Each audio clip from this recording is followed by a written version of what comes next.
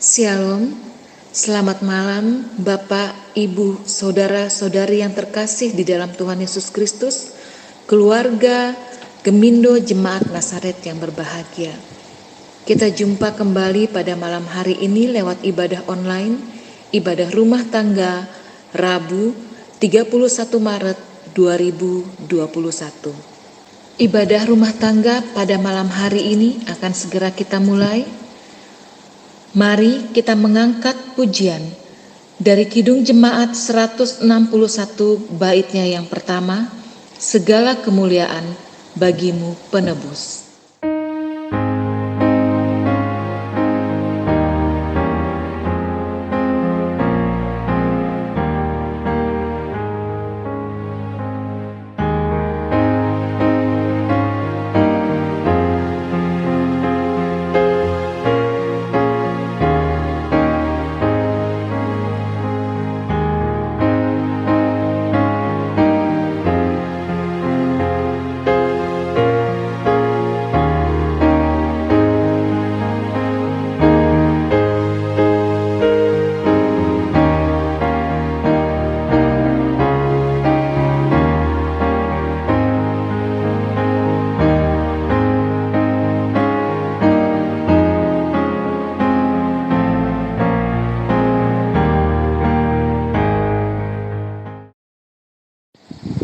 Votum dan salam.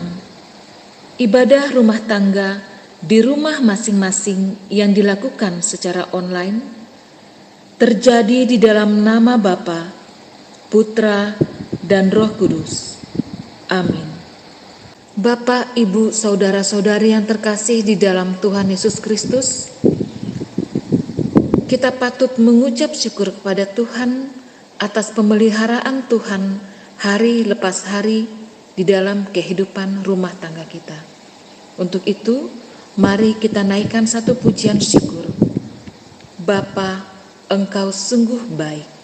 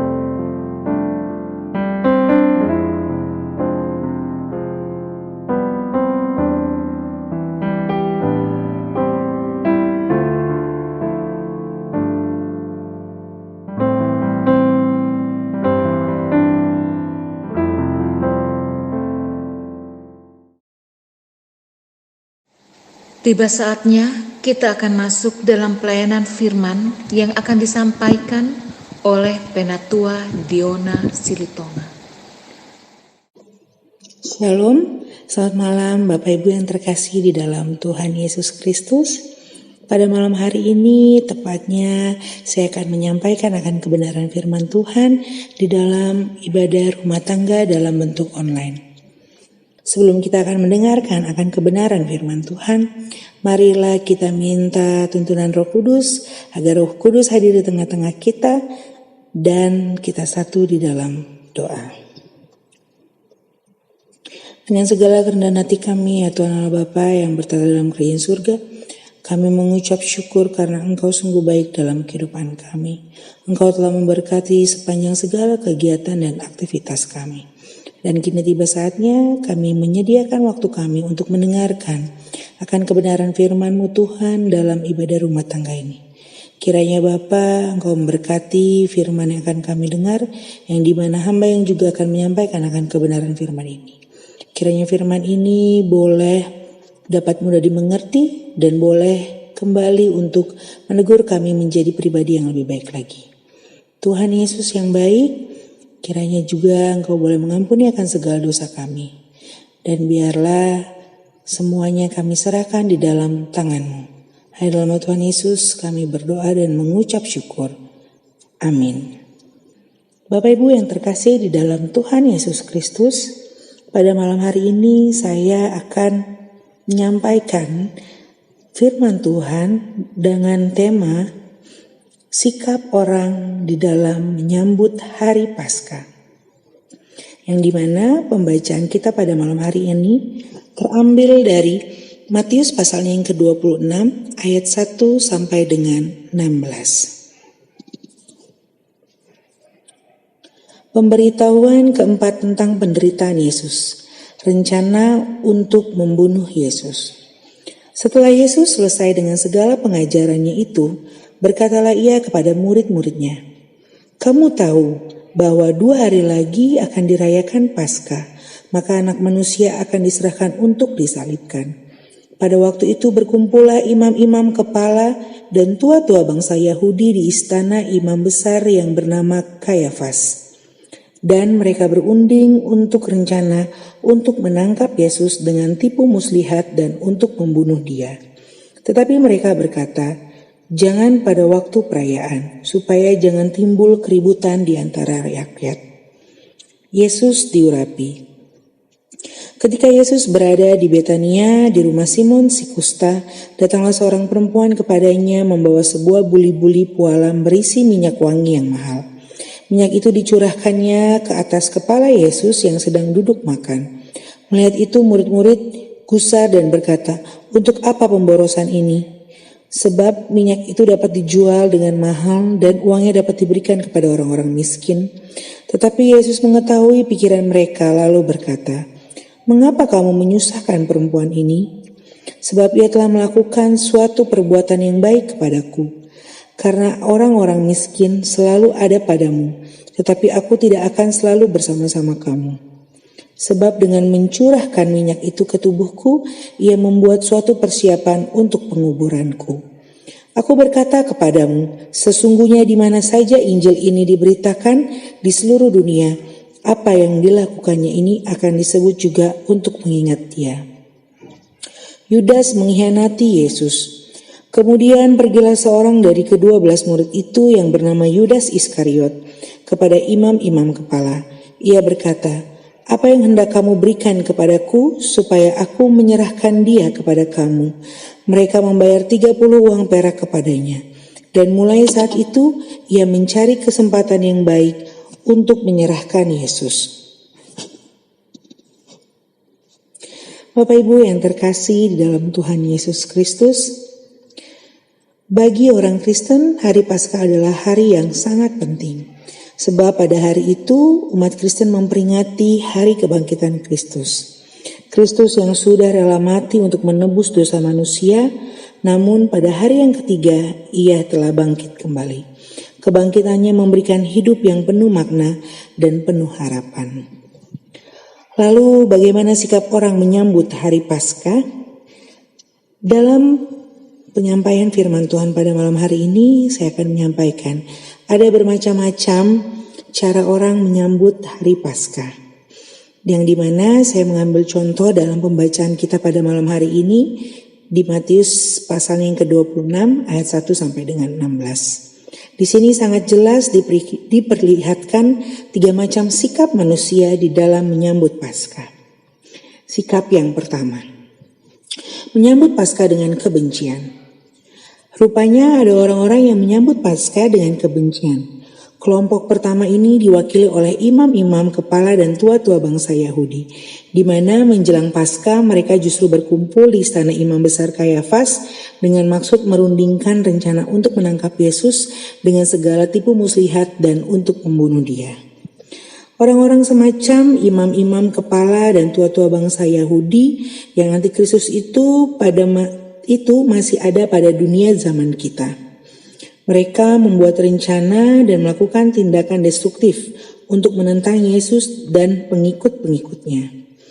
Tentu saja bentuknya tidaklah sama dengan 2000 tahun yang lalu.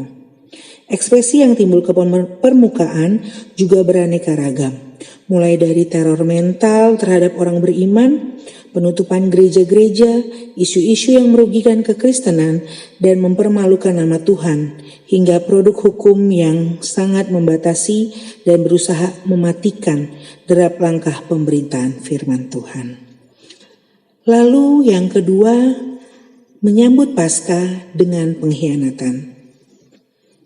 Ada juga orang yang menyambut Paskah dengan pengkhianatan.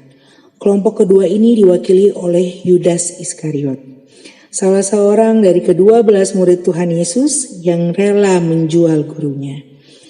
Yudas sebenarnya memiliki arti nama yang baik, yaitu nama Yudas berarti terpuji. Tetapi sayangnya perbuatannya sungguh tidak baik. Ia sering mengambil uang yang disimpan dalam kas yang dipegangnya, dan menjelang hari raya Paskah ia pergi kepada imam-imam kepala untuk menjual Yesus. Yudas hanya memikirkan keuntungan sendiri. Dengan imbalan 30 uang perak ia mengkhianati Tuhan Yesus. Ia tega menjual guru dan Tuhannya demi kepentingan dirinya sendiri. Bukankah pada masa kini juga terdapat para pengkhianat-pengkhianat seperti Yudas? Bentuk yang paling sederhana dan pribadi adalah saudara-saudara yang bisa atau yang rela menjual Tuhan Yesus karena iming-iming materi, jabatan, pasangan, atau masa depan yang lebih baik. Bentuk yang lebih kompleks dan menyesatkan adalah guru-guru palsu yang menawan banyak orang dengan filsafatnya yang kosong dan palsu menurut ajaran turun-temurun dan roh-roh dunia. Tetapi ajaran itu tidak menurut Kristus, atau menggantikan Injil Kristus dengan Injil-Injil yang lain. Mereka tega mendukakan hati Yesus demi kepentingan pribadi dan kelompoknya. Lalu yang ketiga adalah menyambut Paskah dengan kasih. Betapa mengharukan tindakan wanita yang datang untuk mengurapi Tuhan Yesus. Hal itu dilakukannya karena kasih. Tindakan mengurapi Tuhan Yesus itu dilakukannya karena ia telah mendengar pemberitahuan tentang kematiannya yang sudah dekat. Sebab menjelang perayaan Paskah itu sudah keempat kalinya Tuhan Yesus memberitahukan tentang kematiannya. Cinta kasihnya kepada Tuhan Yesus yang menggerakkannya untuk melakukan pengurapan itu. Wanita itu berani membayar harga demi pelayanan kasih terhadap guru dan Tuhannya. Jika dihitung dari segi nominal, apa yang dipersembahkan wanita itu tidaklah kecil nilainya, yaitu 300 dinar. Yang dimana kalau zaman seperti ini dikalkulasi gajinya sama seperti seorang buruh selama setahun. Tetapi pelayanan wanita itu berharga di mata Tuhan bukan semata-mata karena mahalnya minyak narwastu itu, melainkan karena kasihnya.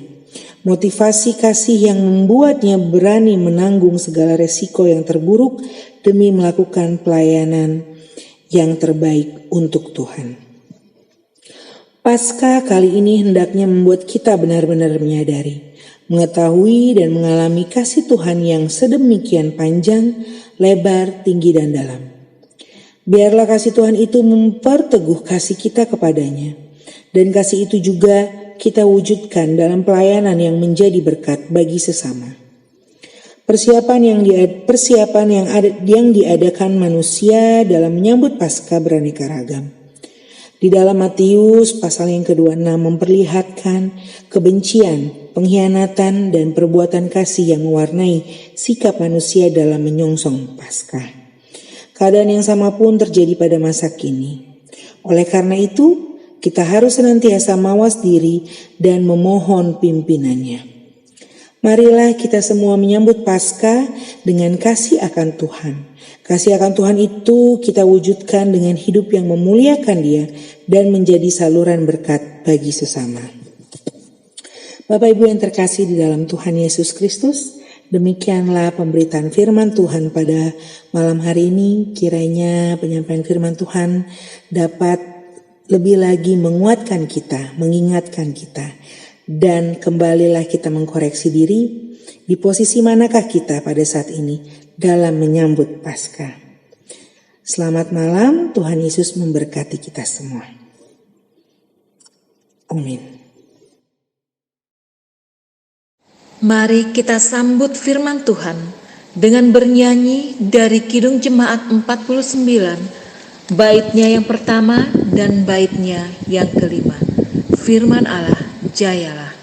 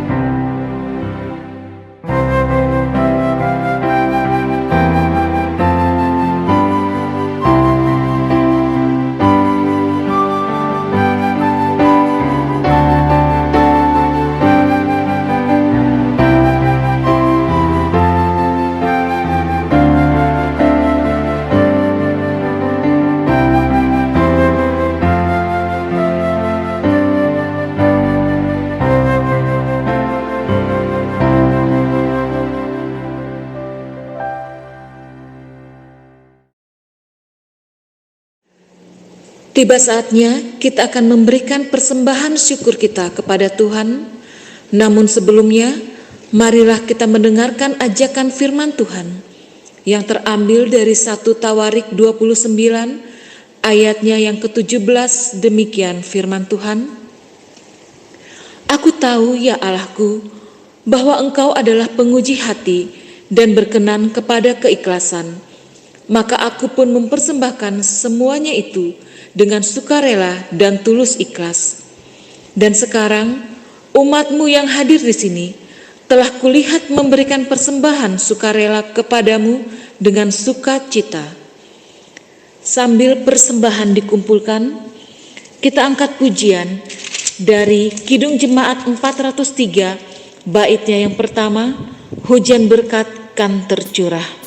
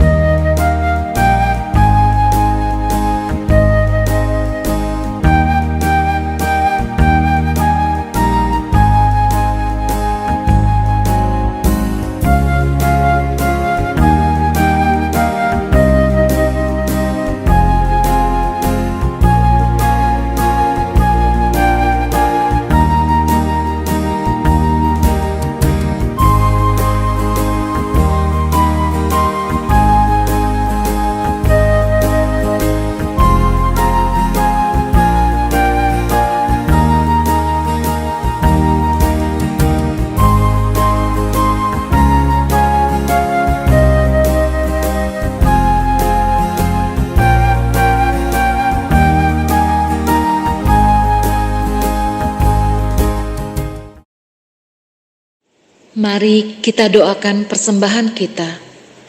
Bapa dalam surga, Bapa yang baik, Bapa yang selalu memelihara kami dengan kasih dan kemurahan-Mu, kami bersyukur Tuhan, pada malam hari ini dalam ibadah rumah tangga, Tuhan boleh perkenankan kami memberikan persembahan syukur kami kepada Tuhan.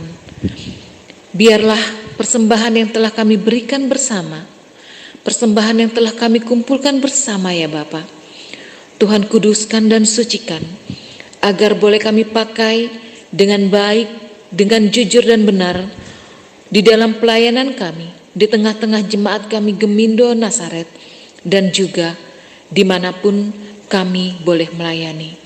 Terima kasih Tuhan, inilah doa syukur kami kepadamu. Kami panjatkan dalam nama Tuhan Yesus Kristus, Allah, sumber berkat kami yang hidup. Amin.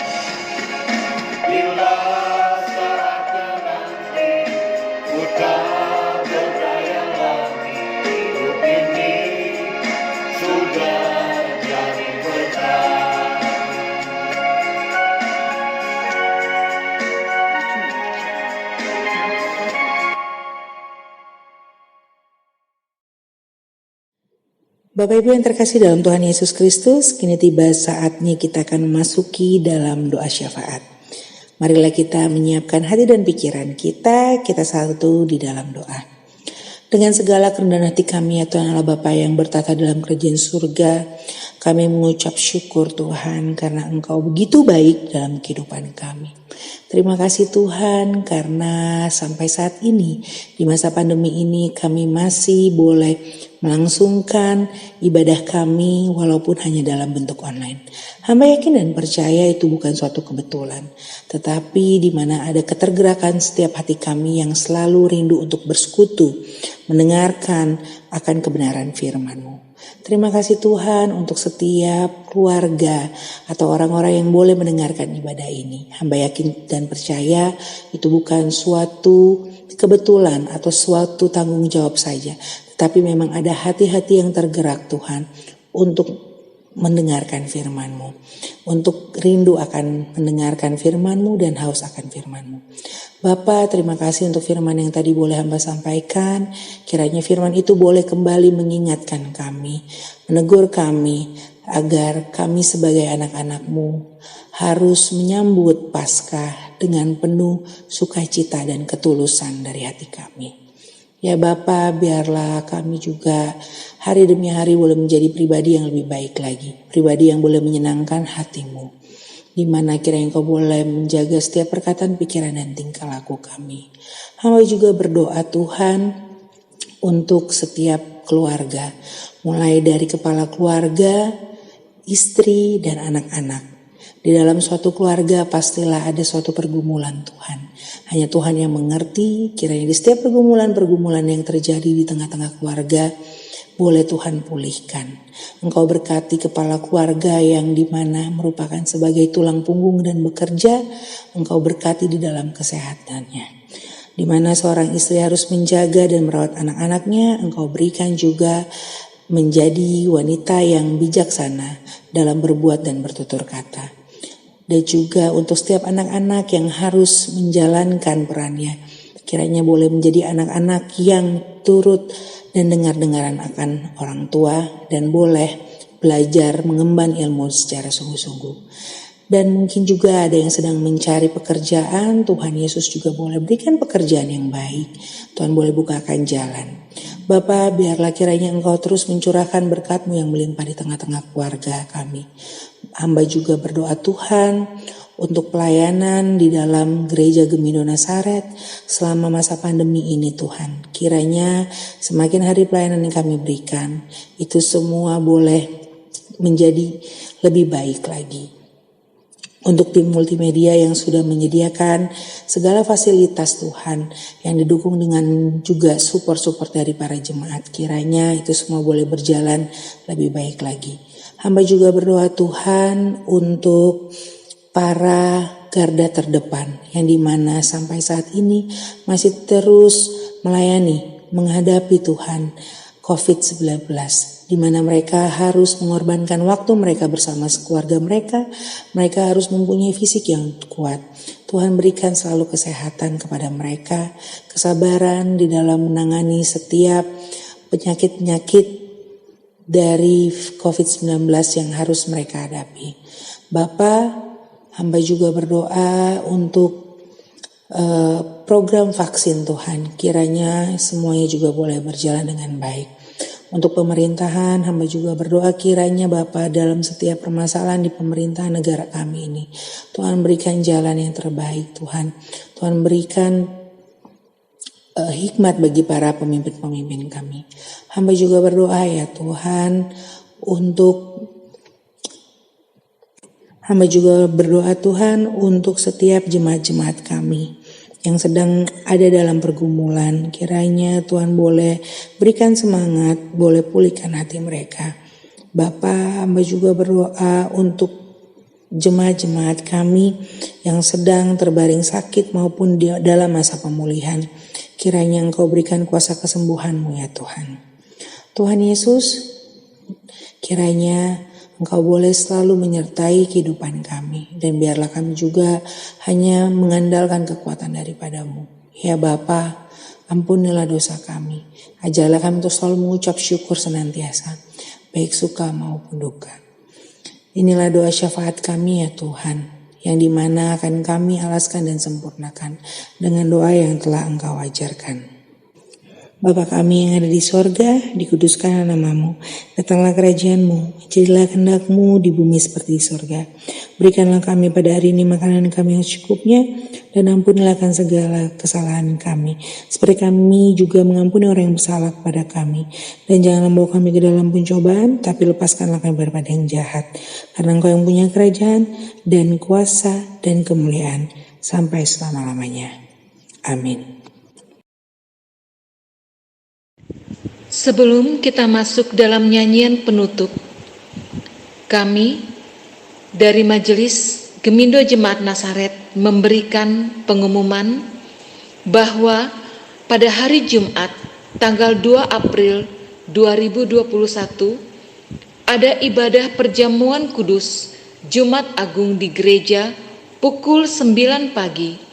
Bagi yang memilih untuk tetap beribadah di rumah, ada ibadah live streaming. Demikian pengumuman. Kita masuk dalam nyanyian penutup. Kita menyanyi dari PKJ 289 baitnya yang pertama dan baitnya yang keempat, Keluarga Hidup Indah.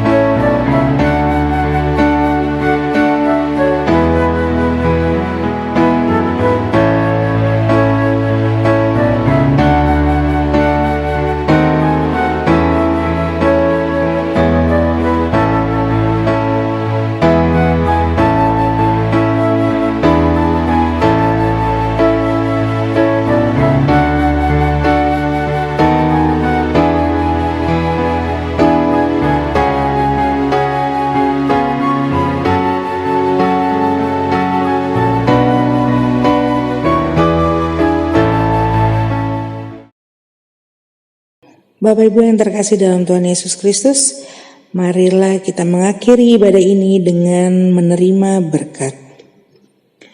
Berkat kasih karunia dari Allah Bapa, damai sejahtera dari Tuhan Yesus Kristus, serta persekutuan Roh Kudus menyertai kita sekalian dan sampai Maranatha Kristus datang kembali. Haleluya. Amin.